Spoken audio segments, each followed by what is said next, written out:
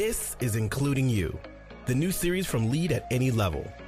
Including You features stories from chief diversity officers and other executives who are creating inclusive cultures in their organizations. Our goal is to show what's working in companies just like yours, to give you the tools you need to keep pushing for progress in your own workplace. We want to create belonging and opportunity for everyone, including you.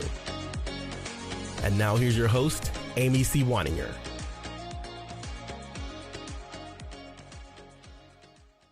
Welcome back to Including You. I'm your host, Amy C. Waninger, the Inclusion Catalyst. My guest today is Dr. Frank González. He's the Director of Equity, Inclusion, and Belonging at Yum! Brands Taco Bell. Taco Bell has more than 55,000 restaurants in over 155 countries and territories with more than 1 million employees and franchise associates. Dr. González, welcome to the show.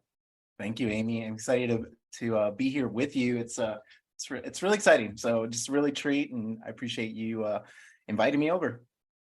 Thank you so much. Why is inclusion such an important component of a strategy for a company like Taco Bell? Amy, if I may, let me backtrack just a little bit, and it might make sense of why I do that though too. But my name is Frank, pronouns he, him, his. I am joining you here in the US in the Central Time Zone. I consider myself and identify as a male ambivert, meaning I have a balance of definitely getting excitement with people, energized, but also enjoy some quiet reflection time.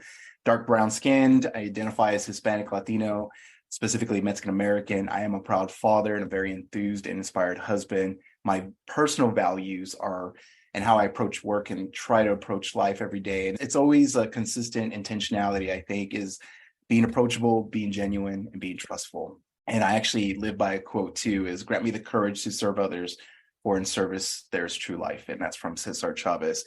And the reason I bring that up though too, so it's not just an intro, is that when you approach even your job, your work, and what you do, and especially equity, inclusion, and belonging, you have to really be surrounded by that. And when I joined the brand here within Yum, and specifically Taco Bell, is that it's not just an ethical or competitive approach for them. It is entirely personal. So when you hear those theories about it starts at the top, it really, from our CEO to many members of our C-suite to many members of our executive leadership, it is very personal to them. And not only is it personal to them, they don't have that awkwardness of talking about it everywhere they go, whether it's in meetings, whether it's in business updates, whether it's how they show up on their LinkedIn or other social media platforms. It's just who they are, and they're about others. And so when you think about why is it important for them, why is it not? They are so beyond the business case of having to explain over and over in every meeting, weekly, monthly, or in quarterly updates, the business case behind that. So it's more about what do we do to execute that? What do we need to be able to make that happen? What are the barriers and obstacles that you're experiencing so that I can help either alleviate them, reduce them, or completely annihilate them, and so that we can make this happen for others? And so when you think about that kind of leadership, who wouldn't want to be surrounded by that? And so it's a huge priority with our people, and then they understand the business impacts as well. So people everywhere now are going to go to the Taco Bell careers page I hope and so. say, how can I sign up? Because that's the answer that I always want to hear and rarely get. That's phenomenal. So tell me, with where you are in this journey as a company, what are you doing that's working? What do you feel like is unique, or what got you to that place? So I put this in theory and then how it shows up in practice. So there's a really great book about why great leaders don't take yes for an answer. Not no, but yes. Why don't they take yes for an answer? By Michael Roberto. And he basically talks about cultures in three, and I'm going to oversimplify it, but he talks about cultures in three kind of buckets or pillars or domains. And so there's this culture of no. And if you ever have worked or been or consulted in those kinds of organizations, it's just any new idea is just no. And either whether it's competitive, ethical, doesn't matter, even if it's personal, it's just no. Very traditional, we get things done, we've been successful, et cetera, no. And we definitely, as EIB professionals, have experienced things like that layered on top of every other thing. And so that's self-explanatory. There's also this culture of maybe. And so you show up in meetings and things like that. And what doesn't work well is that you leave this with the sense of, did I get approval? Did I not? Or maybe they ask for, hey, can you go run some more numbers for me? Can we set up an additional meeting? Now you're on meeting 3, 4, 5, 6, and you're just presenting more and more data to indecisiveness. And so they just want the data or other things to make decisions for them, but they also want to escape in actually making those final decisions. Then there's the culture of yes. Now, culture of yes is just yes, and yes, we can get this done. And there are obstacles. There's always going to be time and money as an issue. There's always going to be all kinds of barriers, but it's just yes, and. Now, of course, it could still have its downfalls. It's not always just this great yes, and you're getting things done, but it's also just this environment of, okay, we can get it done.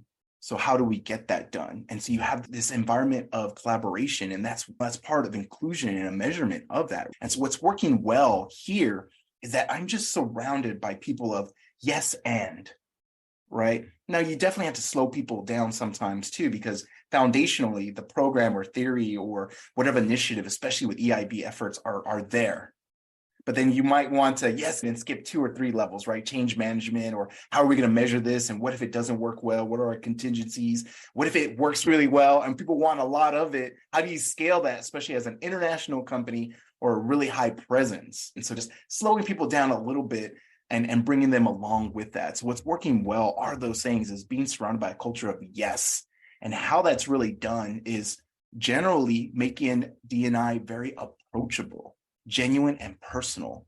So I talked about how our leaders, it starts there and creating that excitement. And then you said, yeah, everybody's going to go there. And I hope so. I really mean this, because I've been working in EIB for almost 2 decades now and been in a variety of industries. And it's like a mirage that I have to pinch myself sometimes that it's really like that. But what's working well is there are very little to none naysayers. It's more of bystanders to come along with the game, and then folks that are already in the game and they want to know and digest more. How do I do this? What's going on? And so they're definitely embedding it in all their processes. So that speaks to hiring the right people, and that speaks to attracting people with the right cultural values. Can you talk a little bit about how you do that at Taco Bell? What are the values that you espouse to the candidates that are coming in, and how do you make that real for them so they can see themselves there? It starts with people. I know that's been said so many times. I just want to be honest. That's been said so many times and in so many different platforms, but it really starts with people. So whether it's how we're writing a job description, how we're actually showing up, how we're inviting within our employee resource groups because they're part of that welcoming committee, how we're thinking about our opportunities and internal pipelining, all of it is, okay, what about the people? What are the impacts there? What's going on? And really surfacing not just the feel-good stuff, but also what's not working, almost as, again, like a project management or a kind of a postmortem process improvement. How can we improve upon that? And so when you think about hiring, obviously you want the technical skills regardless of what's going on. You definitely want to be able to show up, but beyond your resume and beyond the resume, we almost know that you are a definite cultural add. It's getting to know you. It's really, truly getting to know you and just, hey, tell me a little bit about you. What's going on? And people memorize that. So when you show up on day one, I will tell you, I can speak freely on my first 5 minutes. In my first 5 minutes of my first week of my first day, I was already collaborating with our CEO. In many organizations, you have to go through so many layers and appointments. And it's, hey, what's going on? Hey, yeah, Frank, you're so-and-so. Oh, okay, yeah, da-da-da. And within the first hour or so, I'm hugging, right, our CPO, our Chief People Officer, who is global. So you think about the people, it was like, okay, it matched at the hiring, and they talked about this. They lived it. And also in our foundation, how we show up externally with our foundation and raising millions of dollars, and just we pour out those scholarships. We have them as interns, but we also hire them. So everything is it's 360. But I'm just talking about like that practical show up on day one and, oh, this is no different than as I was going through the hiring. They're asking me things a little bit personal to really figure out what my personal values and what my North Star is. What are my motivations? That's the gear towards that situation, behavior, outcome outside of those technical skills. And once I start, it doesn't stop. When I'm officially, air quote, onboarded, it doesn't stop. And they really vested in who I am, and shout outs and recognition and just praise. And I'll just add one last thing, Amy, because I get really excited about this. And again, like, it's a mirage. I always have to pinch myself. Is this real? And ask other peers, is this real? You've been here longer than me. Is this real? And they're like, it's real. It's this from leadership, once again, especially the plus ones or plus twos. When you get in meetings, they absolutely deflect and boomerang recognition right back out to team. And they're very specific on who it is. So when you talk about like hiring, that's just one facet. I'm talking about the everyday thing. They don't want that praise.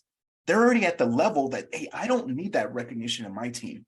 It's them. They did it. And when you think about theoretically how you always want that to show up, that's how we show up. And so beyond working, that's that hiring piece that it's really hard. It has to be very genuine from the inside out, that I really believe in. Everything you just said made me so excited and also so baffled. Sorry, I get it. No, but baffled, because I've worked in large companies. I cannot imagine hugging the chief people officer at any of the companies that I worked at. I can't imagine within a couple of hours even meeting the CEO of some of these larger companies. And I've certainly been in enough high-level meetings to hear executives take credit and not deflect and not give. And so on the one hand, I'm completely baffled. I'm like, what would that even look like?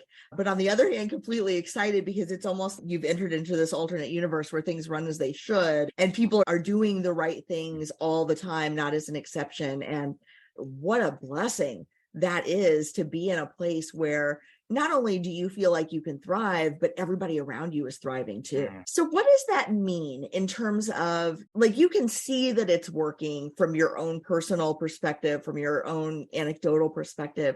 What do you think are some of the broader implications for the brand based on this culture? Implications.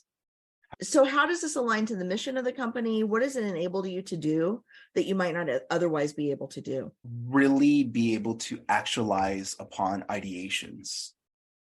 So I'll go back to what you said about, baffled, because I think we've become very jaded and numb to like all these organizations that either put money right out there, messaging, and then it's very disingenuous later on and just ends up being the self-fulfilling prophecy of, it's not working there. It's not working there.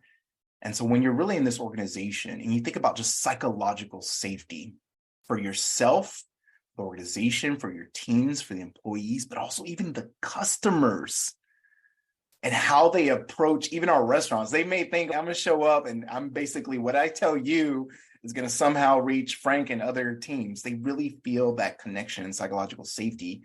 It's truly allowing, the implications really are truly allowing ideations, problem solving, but also the allowance of mistakes. That's the biggest thing that you see is a common denominator for a lot of psychological safety. And so when you think about that, we are able to, not everything's going to get to our customers. There are a lot of different things that don't get to the market. Well, we've at least tried it. And so you think about, just from a humanity standpoint, we're not shut down into this culture of no. We're not constantly chasing and wasting time and money with facts and figures over and over. We're just allowed to truly ideate. And those ideations come from not just people experiences, but also our products. And so it's just this, again, it's like an oasis, a mirage of the way it should be. So we're able to capitalize on our talent practices, things that are going to measure data and having data transparency. What's that going to look like, and being okay with it. We're talking about supplier diversity as well, and also community impact.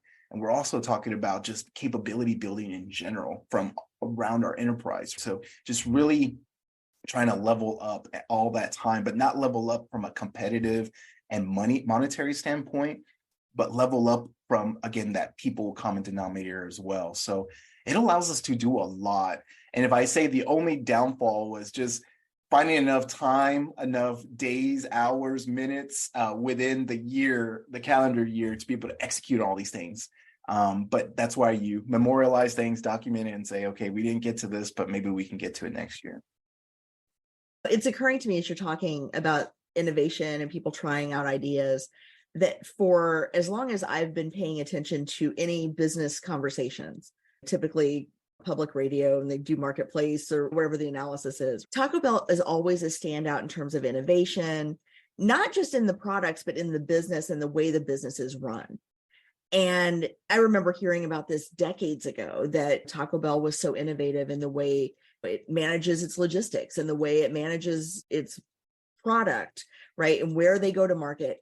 And so it seems to me that not only does this pay off in terms of the dividends of the people that you work with, but you've really grown both within the structure of the organization. The organization itself has matured quickly, but you've also been able to expand the footprint and the reach and the positioning of the organization. Yeah, absolutely. Let me ask you this, Frank. As you think about the future and you're looking at this big backlog of yes ands that you want to try and implement, what excites you the most to try or to accomplish or to become? Oh, honestly, it's again to serve others, to the courage to serve others. Foreign services, true life. It is when you get your colleagues and just 360 and everybody that you work with and cross functions, when you get them to actualize beyond your own experience. That's a lot to digest. So I'm going to say that again. When you get them to actualize beyond your own experience, beyond my own experiences. I still have many filters like anyone else, and I'm honest about those. There are over 200 known biases and counting. I don't know everything, and I'm ignorant to a number of things. And ignorance to me is where I'm always trying to go. But when somebody and functions and groups and clusters actually actualize beyond what I've thought and bring it to me and say, what do you think? And I'm like, I don't know. I need to go research that because that's already way beyond diversity dimensions. It's beyond my scope. Wow. That's what I keep aspiring to and excites me because I have had those clusters like Frank. That's great. We, for example, we've implemented closed captioning and this and that. We've made this as inclusive as possible. We've updated this on this and this. But have you thought about this? And I'm like, no, I have not at all. Tell me more about that. And I'm now learning from you. And I'm just like a student here. I get excited about those things because if you're a true inclusionist and also just in leadership models, and you take influence from wherever you can. I love to be open to influence. That baffles me all the time. I'm like, oh my gosh, thank you. And I embrace it. I say, thank you for expanding on my ignorance and educating me, Amy, because and we have that a lot. And I think that, again, that goes to that psychological safety foundation of allowing for mistakes, allowing for people on where they are on the spectrum of learning, and then appreciating that and letting them self-discover. It's not always going to be actualized out into the field or operations or our customers. It might not even be actualized internally, but we at least tried it and it has been documented and we're keeping a catalog of those things. So yeah, I know that sounds very simplistic, but honestly, some of the basics in life, beautifying the basics are very enthusiastic to me or keep me enthused, should I say. I absolutely love it. And I can't wait to see what you learn, do, and become in the coming years. Frank, thank you so much for sharing your insights and your infectious enthusiasm with me and my audience. I appreciate you so much. Oh, no, I appreciate you. I feed off of your energy, Amy. You're awesome. Thank you. If you've enjoyed this episode, follow Lead at Any Level on LinkedIn and YouTube. Then join us for Including You video simulcast every Thursday at noon Eastern. Including You can also be enjoyed each week as part of the Living Corporate audio podcast series, available on all major podcast platforms. Learn more at living-corporate.com. Including You is brought to you in part by Lead at Any Level, a boutique training and consulting firm improving employee engagement and retention for companies that promote from within. Lead at Any Level. Leaders can be anywhere and should be everywhere. Learn more at leadatanylevel.com. Lead at Any Level and its logo are registered trademarks of Lead at Any Level LLC. The views and opinions of guests on our show do not necessarily reflect the positions of Lead at Any Level, Living Corporate, or the sponsors of Including You. That's it for this week's edition of Including You. If you enjoyed this episode, please like and subscribe wherever you get your podcasts. And don't forget to leave us a review or a comment to help other people find it as well. Be sure to join me next week when my guest will be Ted Weber-Gola from Google.